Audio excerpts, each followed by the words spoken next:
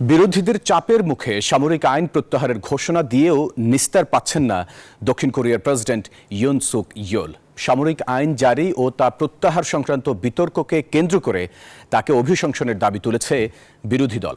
এমনকি এ সংক্রান্ত প্রক্রিয়াও শিগগিরই শুরু হচ্ছে বলে জানান আইন প্রণেতারা। এর মধ্য দিয়ে বড় রাজনৈতিক সংকটের মুখে পড়েছে এশিয়ার চতুর্থ বৃহত্তম অর্থনীতির এই দেশটি। মঙ্গলবার রাতে হঠাৎ আকস্মিক আইন জারির ঘোষণা দেন দেশটির প্রেসিডেন্ট ইয়ন সুক ইয়োল।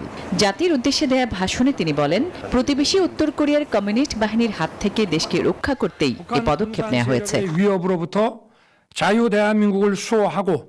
তবে আকস্মিক মার্শাল ল জারির আদেশ মানতে নারাজ দেশটির আইন প্রণেতারা। তাই তো প্রেসিডেন্টের এই ঘোষণার কয়েক ঘন্টা পরে দেশটির পার্লামেন্ট সামরিক আইন প্রত্যাহারের জন্য সর্বসম্মতিক্রমে একটি প্রস্তাব পাশ করে।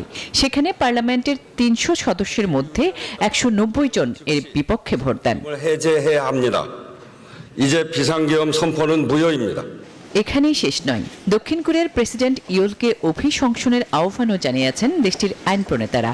৭২ ঘন্টার মধ্যে বিল নিয়ে ভোটাভুটির দাবিও তোলেন তারা।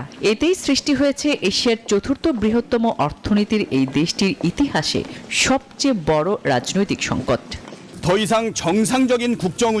আগামী ৭২ ঘন্টার মধ্যে ইমপিচমেন্ট প্রক্রিয়া নিয়ে আমরা ভোটাভুটি করতে চাই। এই পরিস্থিতিতে প্রেসিডেন্ট ইয়ন যদি পদত্যাগ করেন বা ক্ষমতাচ্যুত হন, তবে নির্বাচন না হওয়া পর্যন্ত এই দায়িত্ব পালন করতে পারেন প্রধানমন্ত্রী হান ডাক-সু। আসমাতুলি, নিউজ 24।